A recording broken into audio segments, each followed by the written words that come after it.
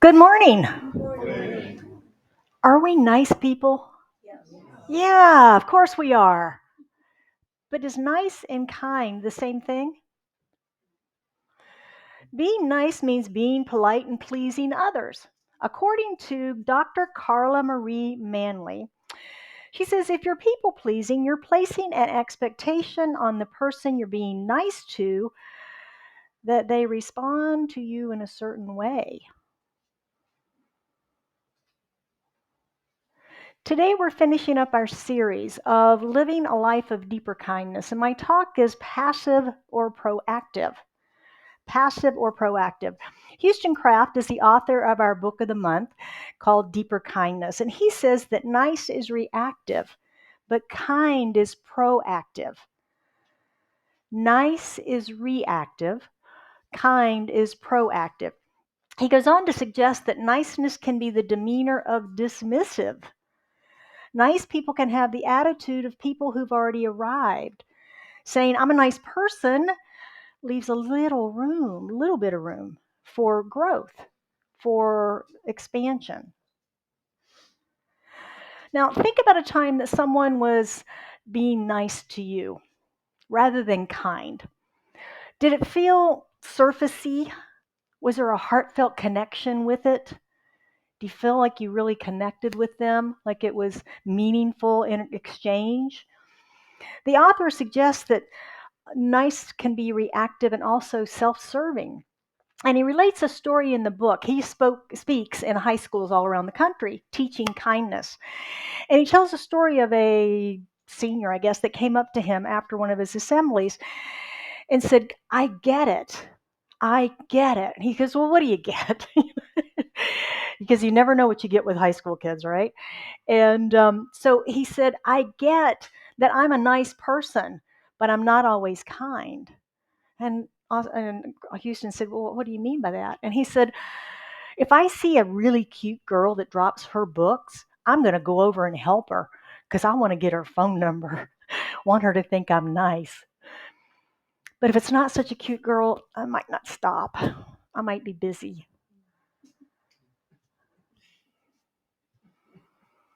He was expecting something in return. What's in it for me for being nice to this person? Is it an expression of gratitude, appreciation? What's in it for me? That's what he was saying, and the difference between being nice and being kind. I think that's the distinction. Acts of deep kindness, it's inconvenient. It's inconvenient. It's something outside the norm of our routine, our daily to dos, right? To stop and be kind to someone, to help someone, to take the time to be with them. We get nothing in return. Maybe not even a thank you. We might even get pushed away. Have you ever had that happen? You were trying to be kind to someone and they just simply rejected you completely? Didn't feel very good, right? It takes thought. It does take time. It might even take money to be kind, all of which can be inconvenient, especially that time part. Remember Helga? Reverend Lee talked to us about Helga in the very beginning of our series in the book. Helga and the experience that she shared with Houston on an airplane sparked him to really go deeper into this idea of kindness. What had happened is that she was traveling home to visit her father who was dying, and she got to the airport and got the phone call that he had already passed. She was too late. And she crumpled, sobbing, for like 3 hours in the airport, and no one stopped to say anything, to offer kind word or comfort. Inconvenient, too busy. And if you think about your last time in an airport, you were either on your way to the gate or on your way to the front door to catch a cab or an Uber or get your car or go to your meeting or go to the resort or whatever we were doing, right?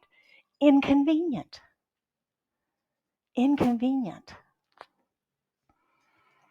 Houston suggests that what we say or think, when we say or think, I'm too busy, we're really saying this is not my priority. This is not my priority. My priority is getting to my resort. My priority is getting to my business meeting. My priority is getting to my plane. When we begin to look closely at our priorities, one way is to look around our bank account, our credit card statements, where we spend our time, who we spend our time with, what we spend our time doing. When we look at that, we can see clearly what our values are, what our priorities are in our life.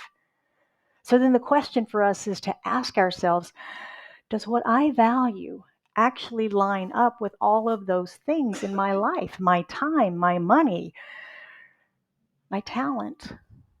Am I investing those things in that which I say I value, or is what I say I value just something that would be nice? Or is it truly a value that lines up with those areas of my life?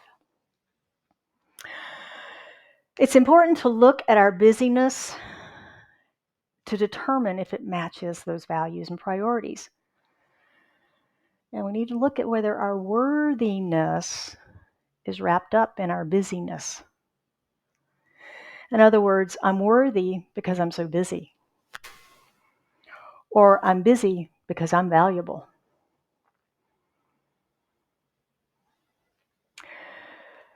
Where are my fellow list makers? List makers. Yeah, most of us have them, right? To-do list. And, checking off stuff. And I do it every Monday morning. I bring over the things from the prior week that didn't get accomplished, and I make the new list. And there is a feeling of accomplishment as we check those things off during the week, isn't there? Austin, wrong city, Houston. Houston suggests that we create a what I want to be list. What I want to be. What do you think might be on your list? For me, the first thing that came up was peace. Peace in my mind, peace in my body, peace in my world. I want to be kind. I want to be mindful. I want to be present to everyone that I come into contact with. I want to be present with myself and my body and know what's happening with that mind-body experience. And I want to be grateful for everything, every day, no matter what, everything. Think about your to-be list. What sorts of things might be on that? And notice if you feel a shift between doing, the to-do list, and the being, to-be list. Our final key in our series to developing a perspective of deeper kindness is consistency. Consistency. We all have habits of being and doing, don't we? We all have habits. It's said that 45% of our day, we're on autopilot. We're not aware. It's like a program running in the background of our life, our computer. So think about some of your habits. Are you completely aware in the mornings when you're brushing your teeth? Or is that a time when we kind of go off on autopilot? We know what to do. We've been doing it for several years, right? This morning, I paid attention to what I was doing at that time. And my mind wandered off. It went out into the future. Sorry, you can't do that. Excuse me. It went off into the future, thinking about this morning, thinking about this talk, thinking about you, thinking about who's going to be here today. I'm excited to see you. And the 3-5 minutes, however long it takes, is done, right? And I can go back to paying attention to what I'm doing. What about our commute? The daily commute. Are we fully present 100% of the time that we're driving? If it's a route we take over and over and over again, I'm not. I'm thinking about other things, but my body is driving the car and paying attention. My subconscious is keeping an eye out for things, but I'm thinking about something else. And the worst is probably media, television, computer, phones, social media. Have you ever been on that and looked up and gone, where did that last 30 minutes go? Oh my gosh. Or where did the day go? Yeah, autopilot stuff. We're not aware of our surroundings in those moments and what's actually going on. We're not present. We're only present to that little tiny screen. So changing our habits requires awareness, right? Of what we are and are not doing. We have to first become aware of that before we can ever begin to make a change. Last month, I changed my habit of eating. I used Deepak Chopra's cleanse and let go of wheat, sugar, meat, caffeine, and alcohol. Cold turkey, 5 items, done. I ate an Ayurvedic vegetarian diet for 7 days. And then beginning on the 8th day was another 7 days of restoration, beginning to add things back in, noticing the effect they had on my body. Being so present to my body and my mind for 14 days as I went through that process changed my habits of eating and my relationship with food. I'm much more aware of my body and the impact that food intake has on it. So it's been an interesting experience for me. But I'll tell you, honestly, I had to prepare my mind in advance of doing that because it was a lifestyle change on top of just an eating change because food is part of the social fabric, right? And you can't just go out and order at a restaurant because they don't really cook that way, right? So what I found is that I was spending a lot more time shopping and shopping for things that you don't usually buy. You don't know where they are. And you're wandering around the store and you have to backtrack and go over here and go over there. And then you got to ask somebody, where is this thing and what is it? Or maybe you have to go to a different store. And then you cook and you clean and you do all this stuff. And it's 3 meals every day, freshly prepared. It takes a lot of time, right? So changing habits can also be inconvenient, right? Can be inconvenient. So it does take time. It does take focus. And that's something that we're not really keen on most of the time, are we? We want the new thing. We want the new effect. But we really don't want to do all that work to get there, do we? That can be inconvenient too, can it? To make those changes, to make those commitments. To shift my habits required, again, the shopping, the chopping, the cleaning, and all of those things that went with it. But I notice that I feel better, so it's been worth it to me to do those things.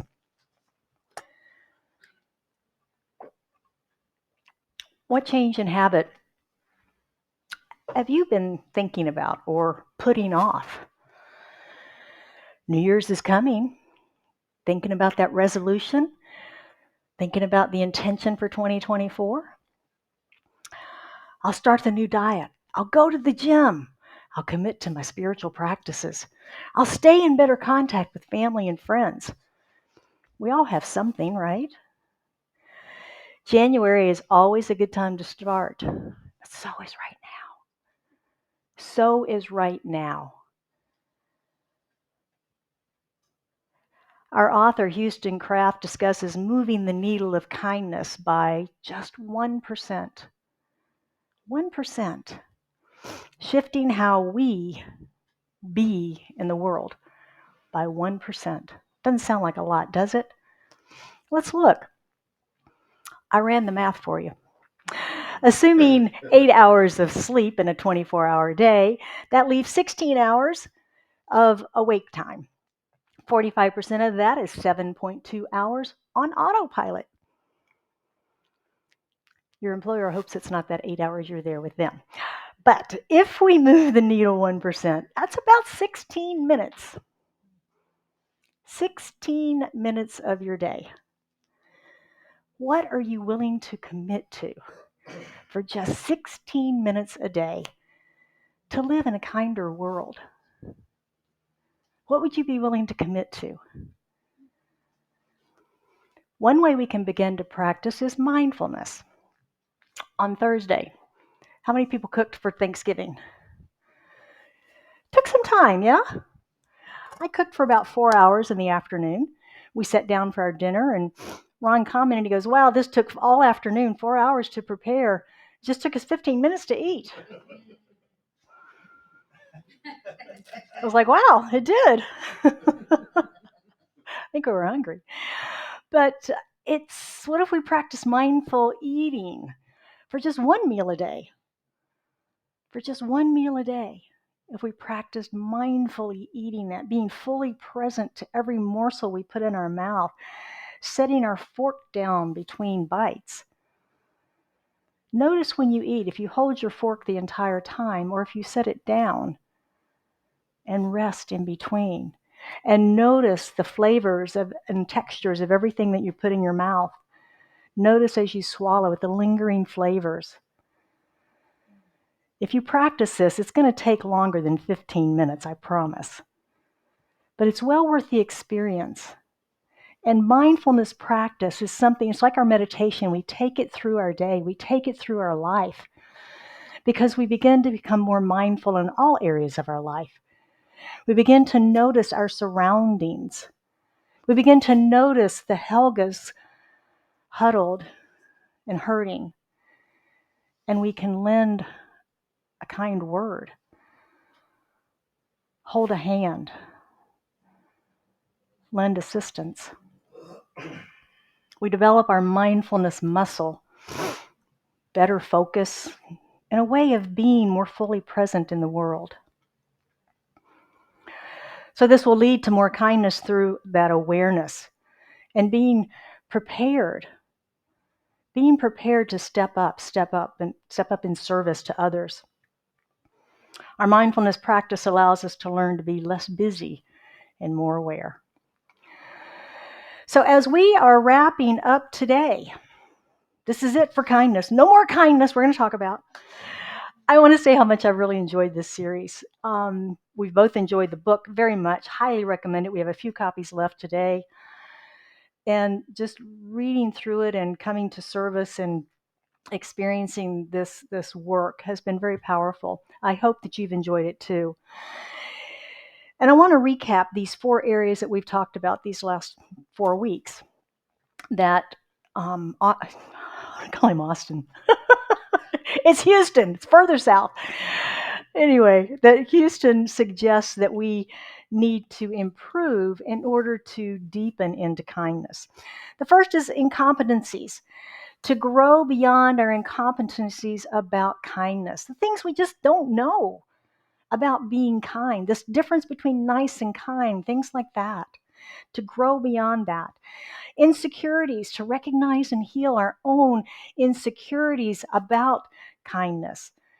What happens when we get rejected? Reverend Lee talked to us about that. Inconvenience, being willing to accept that being kind and acts of deep kindness is inconvenient. It's inconvenient, and to do it anyway. To do it anyway. And finally, consistent. Creating consistent habits of being kindness in your world. Move that needle of awareness. 1%.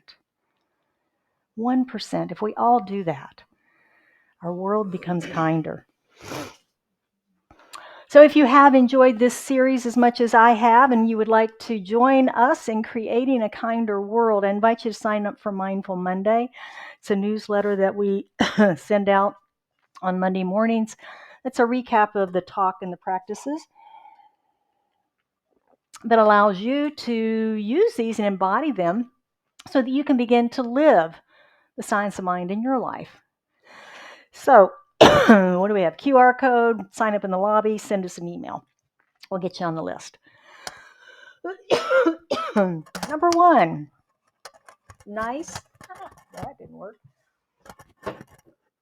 Here we go. Number 1, nice or kind. Notice this week when you are expecting something in return when you're being nice to someone. Or are you being kind to that person? If you're being kind, you have absolutely no expectations whatsoever. Not for a thank you, not for appreciation, nothing. Pay attention to that this week and see if you can feel the difference in the expectations and no expectations. Number 2, I'm too busy. It's coming up on the holidays. I've got a lot going on, more stuff, right? I'm too busy. Notice if you or someone else uses this phrase this week and see if it's a matter of time or priority. It's a matter of time or priority. And number 3, create a new habit. We've got 5 days left in November, including the rest of today, 4.5. Use these 5 days to create 3 ways that you can proactively be more kind. Proactively be more kind. Beginning then on December 1st and for the entire month of December, practice at least one of those ways every day. It could be for a family member, a business associate, a friend. It could be for animals. It could be for children, wait staff, retail workers, customer service folks, or maybe it's yourself. Maybe you don't treat yourself very kindly. And if it is you, then I invite you to use the practice for yourself. Treat yourself better. Decide who you will be kind to without expectation of reciprocity and when you will do it. Move the kindness needle by 1% in your life and strive to move kindness from something we do to something we be. Something we be. I agree with the author. He said in the very opening section of the book that I want to live in a world where kindness is commonplace. And I've come to agree with him. I don't know if you've noticed, we've become a pretty unkind society. And I see it everywhere. Everywhere, yeah. And I think the response has to be kindness. Even when others are not being kind, our response has to be kindness, because when we meet unkindness with unkindness, it just creates more unkindness, right? It's the idea of an eye for an eye and we're all blind. So our response has to be kindness. And I invite you to join me in this holiday season in becoming and living more kindly in the world. Thank you. And now it's your turn. Who has comments, questions, or anything you'd like to share?